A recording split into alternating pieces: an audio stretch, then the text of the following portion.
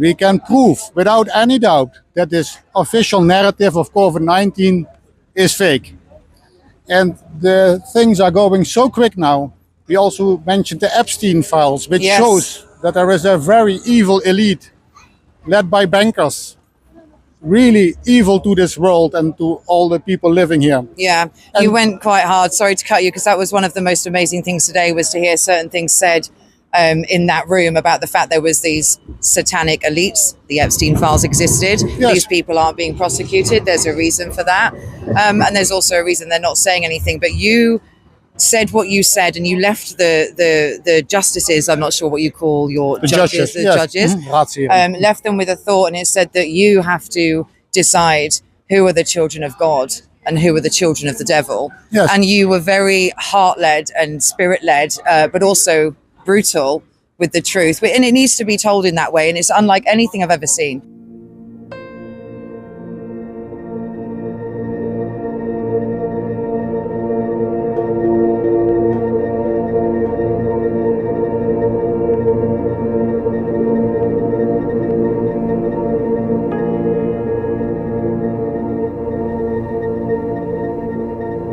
But you don't have a choice. People act like you have a choice. Bill Gates on trial. I would not have believed this was real had I not been in that courtroom myself. Right now in the Netherlands, there are 2 connected legal cases against Bill Gates, Pfizer CEO Albert Bourla, former Dutch Prime Minister Mark Rutte, now Secretary General of NATO, and other senior government officials and media. The first case, filed in June 2023 by 7 claimants who were injured by the Pfizer COVID injections, is a full lawsuit that is still ongoing. It is live and it is moving through the courts. The second case, brought by 3 further petitioners in March 2025, is a procedural attempt to force an open pre-trial hearing where the claimants' expert witnesses could be questioned under oath and their testimony examined before the main trial.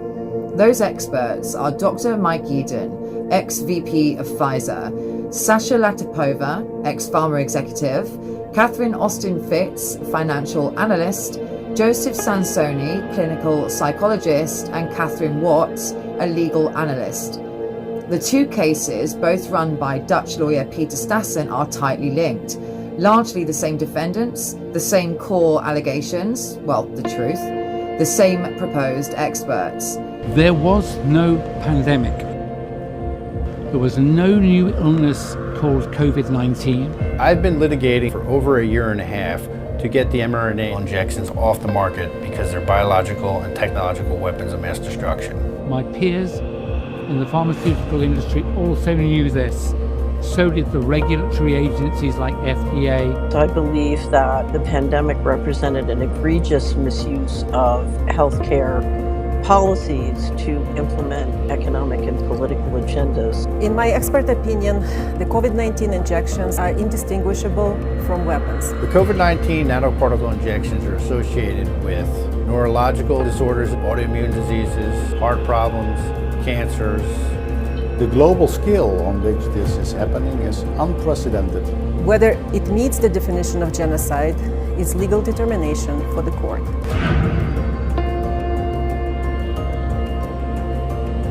They come from the political, pharmaceutical, media and business sector. Among the defendants are Bill Gates, Albert Bourla and Mark Rutte. And here comes the point. Suppressing the truth is immoral.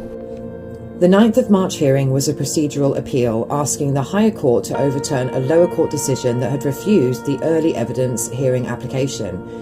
No experts were required to testify on the 9th, although Sasha Latipova and Joseph Sansoni attended in person, as the hearing consisted solely of legal submissions from counsel to appeal the lower court's decision. Peter told me he will do everything he can to ensure the experts are heard in open court.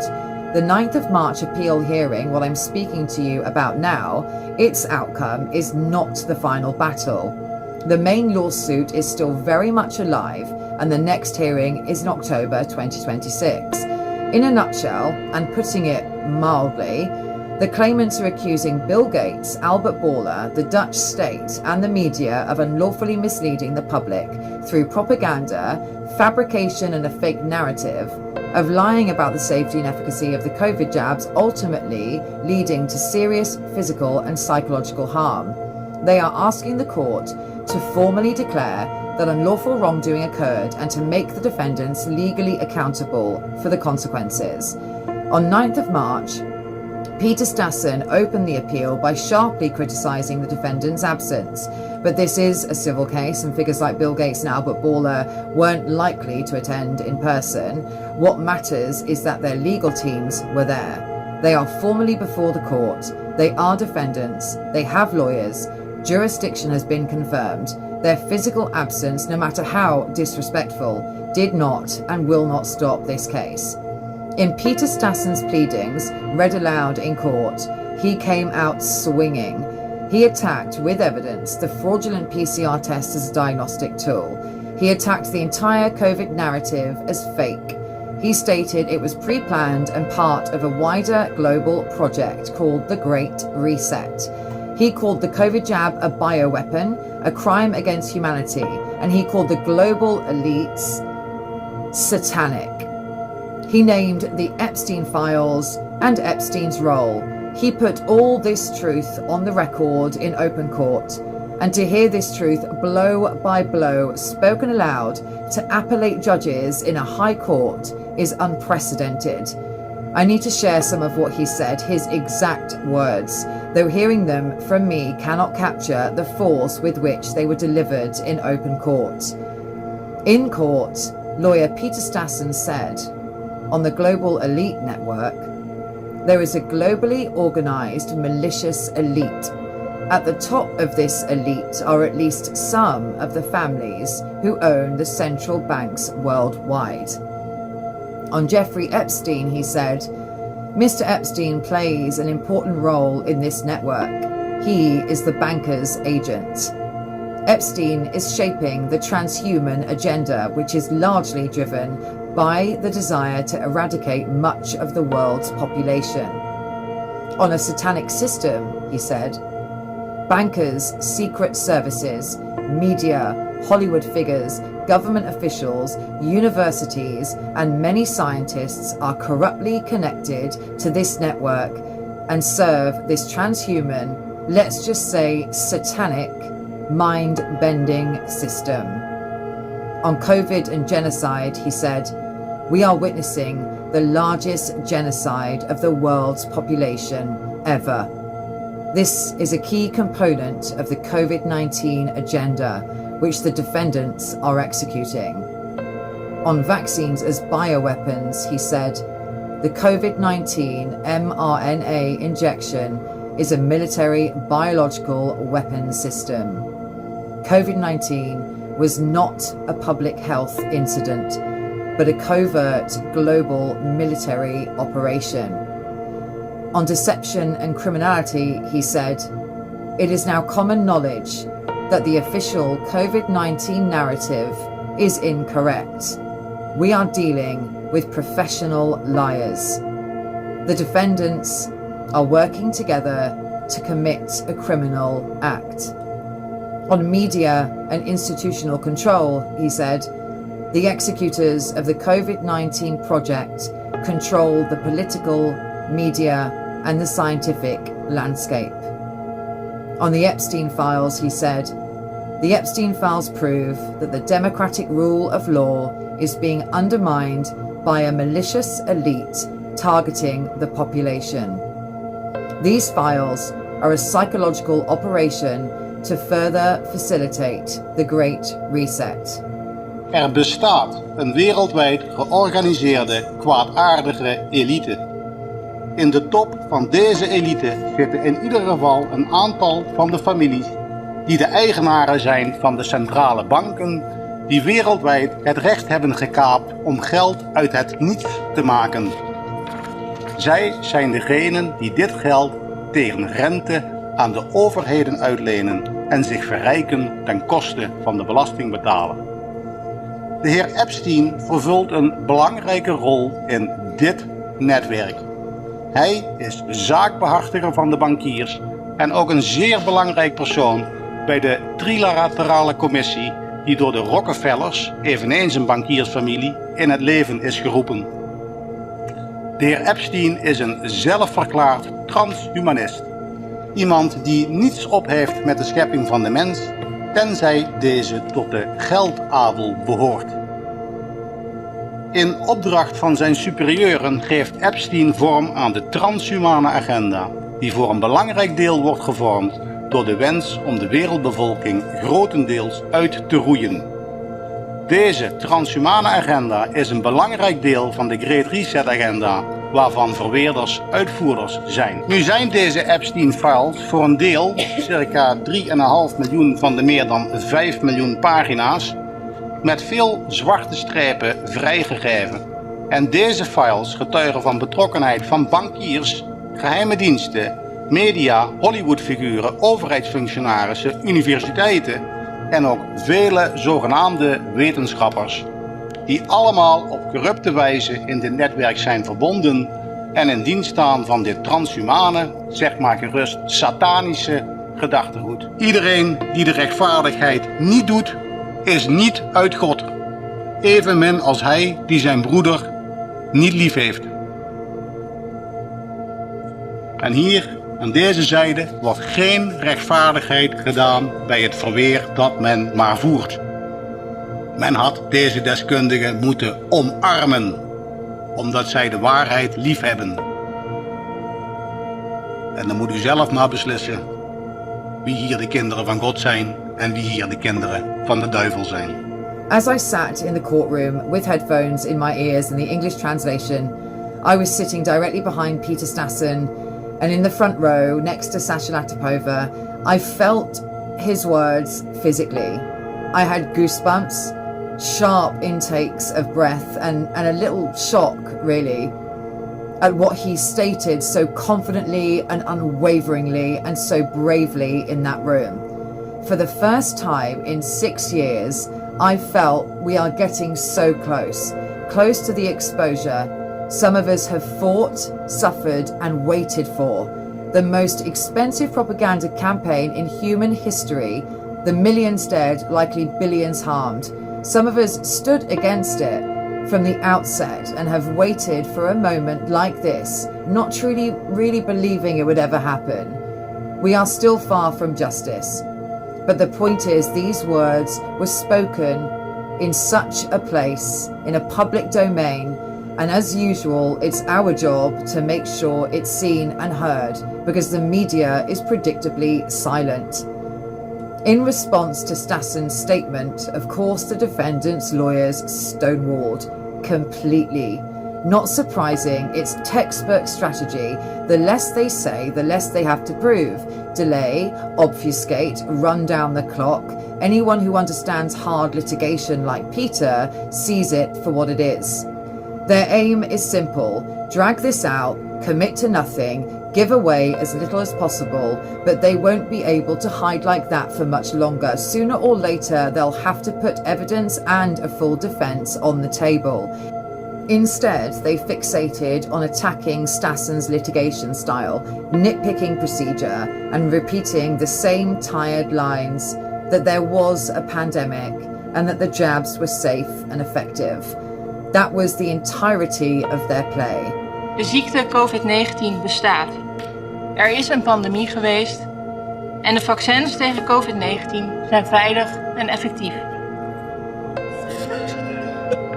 Mrs. Mooring, speaking on behalf of the defendants, who was one of 9 lawyers in the room, spoke for about 3 minutes. Some were shocked by this brief response, but Peter wasn't. I mean, I wasn't. It's simply a tactic that will only last for so long. And of course, the mainstream media was not present and is silent. Of course they won't touch it. People shouldn't be shocked by that. So I spoke to Peter afterwards, and I have absolutely no shame, but I am truly fangirling at this point, as you can probably tell. We have 2 procedures. One already started in June 2023. It's a main procedure where the central thesis is COVID-19 is not a disease but a project. And the defendants in that case are executors of this COVID-19 project. And this main litigation is already going on for over 2 years. And what is very important is that this narrative that our opponents have, the COVID-19 narrative, is so strong. They have so many scientists backing this up, but these are not true scientists. Mm-hmm. These are fanatici. Yeah. And we need to break through that. So I had the luck that 3 other clients came to me and they said, well, we maybe also want such a litigation, but we don't know if it will succeed. And especially for this question, we have in the Netherlands a procedure which only gathers evidence. And I thought that's a really great idea, because if we start with evidence, because it's all about evidence, then the litigation that they want, we can already know that they will win it, because if you have the evidence, then you win. So what is really important about evidence? Really important is that you have evidence that was made by experts before a court, under oath, with the possibilities of the defendants to say and ask what they want to say, to have contra experts. So I thought, yeah, we have a procedure in the Netherlands which is only about evidence, so I will start it. And the good thing, if you look in the law says you will win this procedure except when you abuse the law. So I thought this cannot be a problem, because there is no abuse here whatsoever. So we started this litigation at the court in Leeuwarden, and we put forward the 5 experts you already introduced. And I thought this must be good. And for some reasons, you can read them in the verdict, but it's all very far short. They said this is abuse of the law. So I didn't accept that. For my clients, I cannot accept such a verdict in such a principal case. So what I did is I appealed this decision. And then I have the problem that in the law is stated you cannot appeal. So, but luckily in the Netherlands, we also have a kind of case law which says if there are fundamental rights in a litigation, if they are damaged, then we can do this. So, and would that be, is it Article 6? Have you argued Article 6? Article 6 I have argued, but there's one even far more fundamental norm in law. And this is that every party is obliged to tell the truth. So you need to tell the truth to the judge so that he can make an informed decision. Yeah. And this is where it all bottles down. What happens is that we can now, with the facts which are generally known, we can prove without any doubt that this official narrative of COVID-19 is fake. And the things are going so quick now.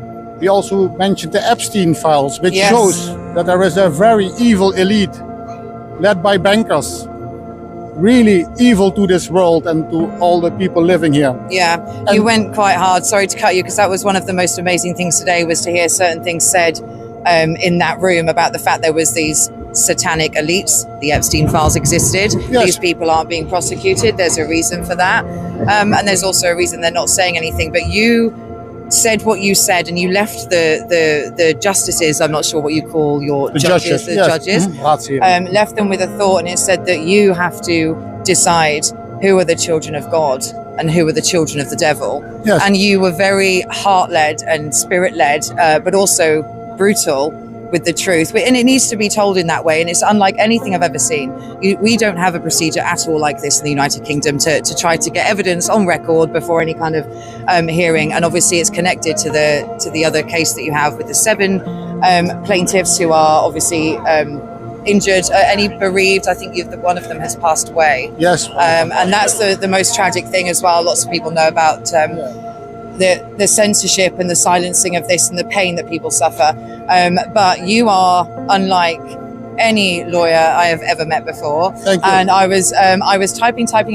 So everyone will see what you said and what the court said to you today in English. I was fast typing the whole thing for the translation. But you had 9 lawyers. I think it was 9 for the defendants. For the other parties, yes. And just yourself. And yeah, you did an incredible job. But I love what you said in that courtroom today. Yeah, because if you look at what's really happening, this is historic. Because I put in this court, in this high court, I put the evidences of Sasha Latipova. I put all the videos in, I put the evidence of Catherine Watt, and all the evidence is there lying that it's truly a bioweapon. Yeah. That's the point. In fact, it was already proven when I walked into the court. Not in the way that I want, under oath, but it's proven anyway. And I also asked for an injunction procedure. And what I now can show, and that's of course the situation for the defendants, I can show very clear that they all stick together, say nothing, the evidence is lying on the table. Yeah. And you can make very clear to the judge that what you are looking at is in fact the exercise of the Mafia Code, because that's what's really happening. And they just say nothing. They say these are safe and effective vaccines, and the proof is there, and everybody in the courtroom knows they are lying. And this is something I want to very clearly point out. So my first job is to show the judges that they don't speak the truth. And I think nobody can deny that. That was very clear in this court hearing, and the evidence is there. And if you don't speak the truth and you lie to the judges and you twist the legal system, that's what happened in first instance, then this court needs to appeal this decision. And I think we could make this very clear, and that was also great that some of the experts were in the courtroom, that there was a lot of support for this case. And now it's already proven that they do not react, they do not take care of the civilians. And no, in no way. And Mike's made no secret about the fact that the jab, and specifically the Pfizer mRNA jabs, were toxic by design, because you don't by accident put those chemicals together in that toxic cocktail. Like, he's been very strong on that, and you've been very strong on what you just said now and what you said in the courtroom. And like I say, it was epic to be in there today to listen to that, to say that the narrative is all a lie. It's all based on a lie. And the last point is that the other side had nothing to say today. They had nothing to offer. You had someone appear on the screen for Albert Bourla, I think. Yeah, it was a Pfizer legal representation. Yes. Yeah, and somebody else as well. But out of those 9 lawyers, you had that one woman speak for perhaps, I don't know, 3-4 minutes. Exactly. And they're not offering anything. They're not speaking about anything, because if they did offer evidence, obviously we know that, or you know, that you and the expert witnesses we would crush it, for sure. Could absolutely, and that's what's going to happen as well. So I've got all the faith. And just last words for people that are watching in the United Kingdom. Yeah, it's great if you look at this case and follow it. We will really try to do our best to bring out the truth, and I'm committed to not stop. Thank you. Thank you so much. It's been amazing to be a part of this today. Thank you. Thank you. I am deeply grateful that I was invited to be a part of this, to witness this historic moment. As a law student, as someone who has spent 6 years fighting for truth, justice and freedom, being arrested, charged, convicted repeatedly, being ostracized, hated, headlines that were meant to mock and humiliate me, that only spurred me on, really. I was called an anti-vax conspiracy theorist, as were so many of you. So this moment felt like something else entirely. Not victory, not yet, but vindication. Such truth put on record and spoken in a high court, unlike anything I have ever experienced.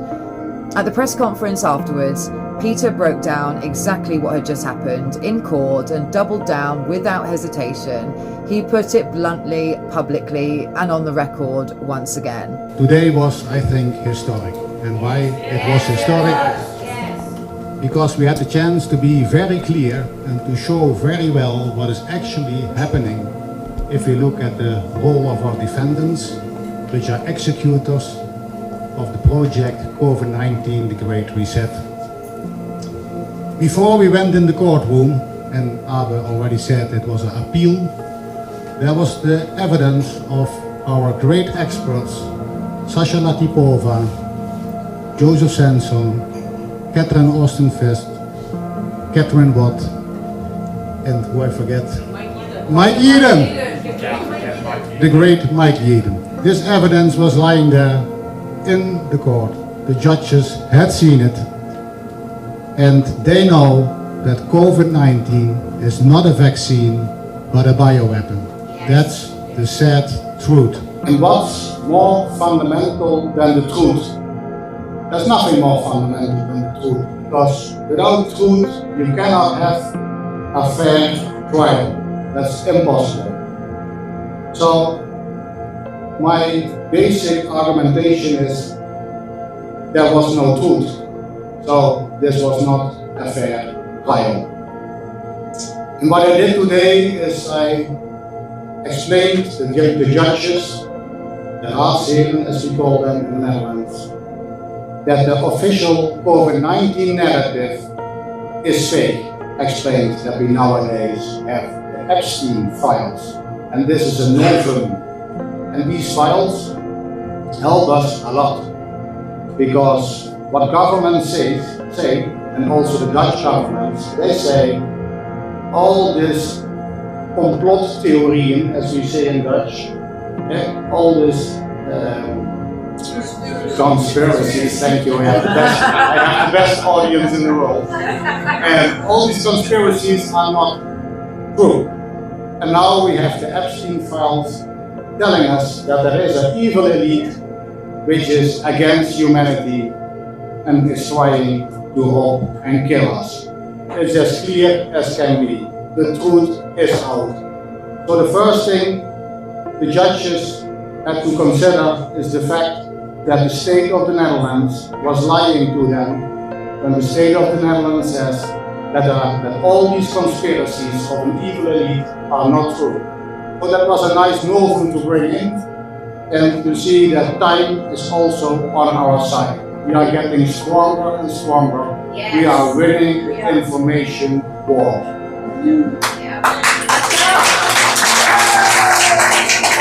Judgment on the appeal will be delivered on the 9th of April. The main lawsuit continues in October, and yes, I will be following and covering both all the way until the very end.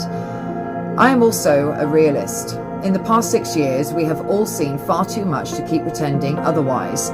Illusions are gone. Trust is gone. Whatever the outcome of these hearings, these cases, they already matter, because they have exposed fault lines that can no longer be hidden. Even if they are silenced, even if they are distorted, even if they are buried, especially then. Because truth that must be buried is truth that was dangerous enough to matter. We know what was said in that courtroom, we know what was asserted, and we know the forces that operate behind closed doors, the interests that would rather suffocate truth than face it in the light. If this is buried, it will not be because it lacked meaning, it will be because it had too much of it. Because moments like this are not really about verdicts, they are about exposure. They are about testing whether institutions still have the spine to withstand pressure, or whether they fold when it matters most. And everyone is watching. So I will take these small wins, because history is not built on sudden miracles. This is a trial beyond the courtroom. It is now a test for the judiciary. Now the question is whether justice will reveal what it can still become. So it's no surprise the mainstream media is silent. That's why I'm travelling to these hearings from the UK and working hard to keep you informed. It also makes it our responsibility to push this out. So please share this, please share the links, please share the information. I strongly urge you to follow the expert witnesses' work. You can find information on my website at covyleaks.co.uk under the narrative on trial, with much, much more to come. So please keep talking about this, keep watching, keep sharing. What happened in Amsterdam Court of Appeal will not end there. It will echo, because sometimes precedent is not declared, it is forged. And history remembers exactly who stood firm and who chose to kneel.